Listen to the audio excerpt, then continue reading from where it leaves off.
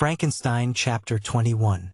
I was soon introduced into the presence of the magistrate, an old benevolent man with calm and mild manners. He looked upon me, however, with some degree of severity, and then, turning towards my conductors, he asked who appeared as witnesses on this occasion. About half a dozen men came forward, and, one being selected by the magistrate, he deposed that he had been out fishing the night before with his son and brother-in-law, Daniel Nugent, when, about 10 o'clock, they observed a strong northerly blast rising, and they accordingly put in for port. It was a very dark night, as the moon had not yet risen. They did not land at the harbor, but, as they had been accustomed, at a creek about 2 miles below. He walked on first, carrying a part of the fishing tackle, and his companions followed him at some distance. As he was proceeding along the sands, he struck his foot against something and fell at his length on the ground. His companions came up to assist him, and by the light of their lantern they found that he had fallen on the body of a man, who was to all appearance dead. Their first supposition was that it was the corpse of some person who had been drowned and was thrown on shore by the waves. But on examination they found that the clothes were not wet and even that the body was not then cold. They instantly carried it to the cottage of an old woman near the spot and endeavored, but in vain, to restore it to life. It appeared to be a handsome young man, about 25 years of age. He had apparently been strangled, for there was no sign of any violence except the black mark of fingers on his neck. The first part of this deposition did not in the least interest me, but when the mark of the fingers was mentioned I remembered the murder of my brother and felt myself extremely agitated. My limbs trembled and a mist came over my eyes, which obliged me to lean on a chair for support. The magistrate observed me with a keen eye and of course drew an unfavorable augury from my manner. The son confirmed his father's account, but when Daniel Nugent was called he swore positively that just before the fall of his companion, he saw a boat with a single man in it at a short distance from the shore, and as far as he could judge by the light of a few stars, it was the same boat in which I had just landed. A woman deposed that she lived near the beach and was standing at the door of her cottage, waiting for the return of the fisherman, about an hour before she heard of the discovery of the body, when she saw a boat with only one man in it push off from that part of the shore where the corpse was afterwards found. Another woman confirmed the account of the fisherman having brought the body into her house. It was not cold. They put it into a bed and rubbed it, and Daniel went to the town for an apothecary, but life was quite gone. Several other men were examined concerning my landing, and they agreed that, with the strong north wind that had arisen during the night, it was very probable that I had beaten about for many hours and had been obliged to return nearly to the same spot from which I had departed. Besides, they observed that it appeared that I had brought the body from another place, and it was likely that as I did not appear to know the shore, I might have put into the harbor ignorant of the distance of the town from the place where I had deposited the corpse. Mr. Kerwin, on hearing this evidence, desired that I should be taken into the room where the body lay for interment, that it might be observed what effect the sight of it would produce upon me. This idea was probably suggested by the extreme agitation I had exhibited when the mode of the murder had been described. I was accordingly conducted, by the magistrate and several other persons, to the inn. I could not help being struck by the strange coincidences that had taken place during this eventful night, but, knowing that I had been conversing with several persons in the island I had inhabited about the time that the body had been found, I was perfectly tranquil as to the consequences of the affair. I entered the room where the corpse lay and was led up to the coffin. How can I describe my sensations on beholding it? I feel yet parched with horror, nor can I reflect on that terrible moment without shuddering and agony. The examination, the presence of the magistrate and witnesses, passed like a dream from my memory when I saw the lifeless form of Henry Clerval stretched before me. I gasped for breath, and throwing myself on the body, I exclaimed, "Have my murderous machinations deprived you also, my dearest Henry, of life? 2 I have already destroyed. Other victims await their destiny. But you, Clerval, my friend, my benefactor." The human frame could no longer support the agonies that I endured, and I was carried out of the room in strong convulsions. A fever succeeded to this. I lay for 2 months on the point of death. My ravings, as I afterwards heard, were frightful. I called myself the murderer of William, of Justine, and of Clerval. Sometimes I entreated my attendants to assist me in the destruction of the fiend by whom I was tormented, and at others I felt the fingers of the monster already grasping my neck, and screamed aloud with agony and terror. Fortunately, as I spoke my native language, Mr. Kerwin alone understood me, but my gestures and bitter cries were sufficient to affright the other witnesses. Why did I not die? More miserable than man ever was before. Why did I not sink into forgetfulness and rest? Death snatches away many blooming children, the only hopes of their doting parents. How many brides and youthful lovers have been one day in the bloom of health and hope, and the next a prey for worms and the decay of the tomb? Of what materials was I made that I could thus resist so many shocks, which, like the turning of the wheel, continually renewed the torture? But I was doomed to live, and in 2 months found myself as awaking from a dream, in a prison, stretched on a wretched bed, surrounded by jailers, turnkeys, bolts, and all the miserable apparatus of a dungeon. It was morning, I remember, when I thus awoke to understanding.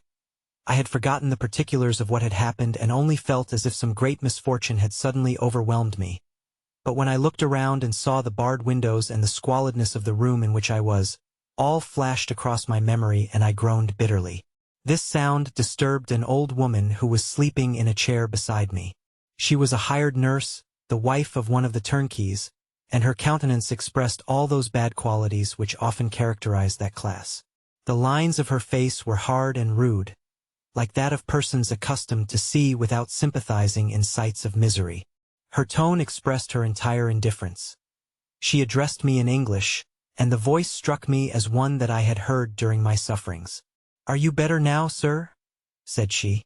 I replied in the same language with a feeble voice, "I believe I am, but if it be all true, if indeed I did not dream, I am sorry that I am still alive to feel this misery and horror." "For that matter," replied the old woman, "if you mean about the gentleman you murdered, I believe that it were better for you if you were dead, for I fancy it will go hard with you. However, that's none of my business. I am sent to nurse you and get you well. I do my duty with a safe conscience. It were well if everybody did the same." I turned with loathing from the woman who could utter so unfeeling a speech to a person just saved, on the very edge of death. But I felt languid and unable to reflect on all that had passed. The whole series of my life appeared to me as a dream. I sometimes doubted if indeed it were all true, for it never presented itself to my mind with the force of reality. As the images that floated before me became more distinct, I grew feverish. A darkness pressed around me. No one was near me who soothed me with the gentle voice of love. No dear hand supported me. The physician came and prescribed medicines, and the old woman prepared them for me, but utter carelessness was visible in the first, and the expression of brutality was strongly marked in the visage of the second. Who could be interested in the fate of a murderer but the hangman who would gain his fee? These were my first reflections, but I soon learned that Mr. Kerwin had shown me extreme kindness. He had caused the best room in the prison to be prepared for me, wretched indeed was the best, and it was he who had provided a physician and a nurse. It is true, he seldom came to see me, for although he ardently desired to relieve the sufferings of every human creature, he did not wish to be present at the agonies and miserable ravings of a murderer. He came, therefore, sometimes to see that I was not neglected, but his visits were short and with long intervals. One day, while I was gradually recovering, I was seated in a chair, my eyes half open and my cheeks livid like those in death. I was overcome by gloom and misery, and often reflected I had better seek death than desire to remain in a world which to me was replete with wretchedness. At one time I considered whether I should not declare myself guilty and suffer the penalty of the law, less innocent than poor Justine had been. Such were my thoughts when the door of my apartment was opened and Mr. Kerwin entered. His countenance expressed sympathy and compassion. He drew a chair close to mine and addressed me in French. "I fear that this place is very shocking to you. Can I do anything to make you more comfortable?" "I thank you, but all that you mention is nothing to me. On the whole earth there is no comfort which I am capable of receiving. I know that the sympathy of a stranger can be but of little relief to one borne down as you are by so strange a misfortune. But you will, I hope, soon quit this melancholy abode, for doubtless evidence can easily be brought to free you from the criminal charge. That is my least concern. I am, by a course of strange events, become the most miserable of mortals. Persecuted and tortured as I am and have been, can death be any evil to me? Nothing indeed could be more unfortunate and agonizing than the strange chances that have lately occurred. You were thrown, by some surprising accident, on this shore, renowned for its hospitality, seized immediately, and charged with murder. The first sight that was presented to your eyes was the body of your friend, murdered in so unaccountable a manner and placed, as it were, by some fiend across your path. As Mr. Kerwin said this, notwithstanding the agitation I endured on this retrospect of my sufferings, I also felt considerable surprise at the knowledge he seemed to possess concerning me. I suppose some astonishment was exhibited in my countenance, for Mr. Kerwin hastened to say, "Immediately upon your being taken ill, all the papers that were on your person were brought me, and I examined them that I might discover some trace by which I could send to your relations an account of your misfortune and illness. I found several letters, and, among others, one which I discovered from its commencement to be from your father. I instantly wrote to Geneva. Nearly 2 months have elapsed since the departure of my letter. But you are ill. Even now you tremble. You are unfit for agitation of any kind. This suspense is 1,000 times worse than the most horrible event. Tell me what new scene of death has been acted, and whose murder I am now to lament?" "Your family is perfectly well," said Mr. Kerwin with gentleness. "And someone, a friend, is come to visit you." I know not by what chain of thought the idea presented itself, but it instantly darted into my mind that the murderer had come to mock at my misery and taunt me with the death of Clerval, as a new incitement for me to comply with his hellish desires. I put my hand before my eyes, and cried out in agony, "Oh, take him away! I cannot see him. For God's sake, do not let him enter." Mr. Kerwin regarded me with a troubled countenance. He could not help regarding my exclamation as a presumption of my guilt, and said in rather a severe tone, "I should have thought, young man, that the presence of your father would have been welcome instead of inspiring such violent repugnance." "My father!" cried I, while every feature and every muscle was relaxed from anguish to pleasure. "Is my father indeed come? How kind, how very kind! But where is he? Why does he not hasten to me?" My change of manner surprised and pleased the magistrate. Perhaps he thought that my former exclamation was a momentary return of delirium, and now he instantly resumed his former benevolence. He rose and quitted the room with my nurse, and in a moment my father entered it. Nothing, at this moment, could have given me greater pleasure than the arrival of my father. I stretched out my hand to him and cried, "Are you then safe? And Elizabeth and Ernest?" My father calmed me with assurances of their welfare and endeavored, by dwelling on these subjects so interesting to my heart, to raise my desponding spirits. But he soon felt that a prison cannot be the abode of cheerfulness. "What a place is this that you inhabit, my son?" said he, looking mournfully at the barred windows and wretched appearance of the room. "You traveled to seek happiness, but a fatality seems to pursue you. And poor Clerval!" The name of my unfortunate and murdered friend was an agitation too great to be endured in my weak state. I shed tears. "Alas! Yes, my father," replied I. "Some destiny of the most horrible kind hangs over me, and I must live to fulfill it, or surely I should have died on the coffin of Henry."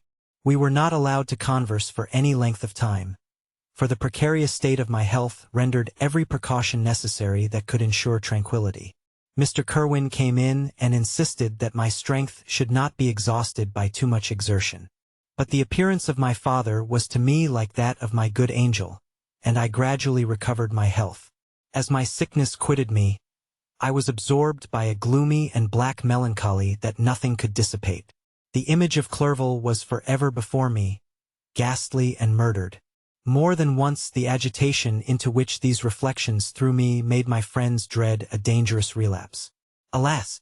Why did they preserve so miserable and detested a life?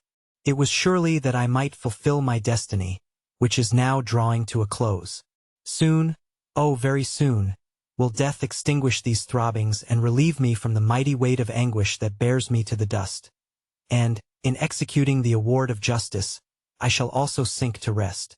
Then the appearance of death was distant, although the wish was ever present to my thoughts, and I often sat for hours motionless and speechless, wishing for some mighty revolution that might bury me and my destroyer in its ruins. The season of the assizes approached. I had already been 3 months in prison, and although I was still weak and in continual danger of a relapse, I was obliged to travel nearly 100 miles to the country town where the court was held. Mr. Kerwin charged himself with every care of collecting witnesses and arranging my defense. I was spared the disgrace of appearing publicly as a criminal, as the case was not brought before the court that decides on life and death. The grand jury rejected the bill, on its being proved that I was on the Orkney Islands at the hour the body of my friend was found, and a fortnight after my removal I was liberated from prison. My father was enraptured on finding me freed from the vexations of a criminal charge, that I was again allowed to breathe the fresh atmosphere and permitted to return to my native country. I did not participate in these feelings, for to me the walls of a dungeon or a palace were alike hateful. The cup of life was poisoned forever, and although the sun shone upon me, as upon the happy and gay of heart, I saw around me nothing but a dense and frightful darkness, penetrated by no light but the glimmer of 2 eyes that glared upon me. Sometimes they were the expressive eyes of Henry, languishing in death, the dark orbs nearly covered by the lids and the long black lashes that fringed them. Sometimes it was the watery, clouded eyes of the monster, as I first saw them in my chamber at Ingolstadt. My father tried to awaken in me the feelings of affection. He talked of Geneva, which I should soon visit, of Elizabeth and Ernest. But these words only drew deep groans from me. Sometimes, indeed, I felt a wish for happiness and thought with melancholy delight of my beloved cousin, or longed, with a devouring undershalmality du paysan, to see once more the blue lake and rapid Rhone, that had been so dear to me in early childhood. But my general state of feeling was a torpor in which a prison was as welcome a residence as the divinest scene in nature, and these fits were seldom interrupted but by paroxysms of anguish and despair. At these moments I often endeavored to put an end to the existence I loathed, and it required unceasing attendance and vigilance to restrain me from committing some dreadful act of violence. Yet one duty remained to me, the recollection of which finally triumphed over my selfish despair. It was necessary that I should return without delay to Geneva, there to watch over the lives of those I so fondly loved and to lie in wait for the murderer, that if any chance led me to the place of his concealment, or if he dared again to blast me by his presence, I might, with unfailing aim, put an end to the existence of the monstrous image which I had endued with the mockery of a soul still more monstrous. My father still desired to delay our departure, fearful that I could not sustain the fatigues of a journey, for I was a shattered wreck, the shadow of a human being. My strength was gone. I was a mere skeleton, and fever night and day preyed upon my wasted frame. Still, as I urged our leaving Ireland with such inquietude and impatience, my father thought it best to yield. We took our passage on board a vessel bound for Havre de Grace and sailed with a fair wind from the Irish shores. It was midnight. I lay on the deck looking at the stars and listening to the dashing of the waves. I hailed the darkness that shut Ireland from my sight, and my pulse beat with a feverish joy when I reflected that I should soon see Geneva. The past appeared to me in the light of a frightful dream, yet the vessel in which I was, the wind that blew me from the detested shore of Ireland, and the sea which surrounded me, told me too forcibly that I was deceived by no vision and that Clerval, my friend and dearest companion, had fallen a victim to me and the monster of my creation. I repassed, in my memory, my whole life, my quiet happiness while residing with my family in Geneva, the death of my mother, and my departure for Ingolstadt. I remembered, shuddering, the mad enthusiasm that hurried me on to the creation of my hideous enemy, and I called to mind the night in which he first lived. I was unable to pursue the train of thought. 1,000 feelings pressed upon me, and I wept bitterly. Ever since my recovery from the fever, I had been in the custom of taking every night a small quantity of laudanum, for it was by means of this drug only that I was enabled to gain the rest necessary for the preservation of life. Oppressed by the recollection of my various misfortunes, I now swallowed double my usual quantity and soon slept profoundly. But sleep did not afford me respite from thought and misery. My dreams presented 1,000 objects that scared me. Towards morning I was possessed by a kind of nightmare. I felt the fiend's grasp in my neck and could not free myself from it, Groans and cries rang in my ears. My father, who was watching over me, perceiving my restlessness, awoke me. The dashing waves were around, the cloudy sky above, the fiend was not here.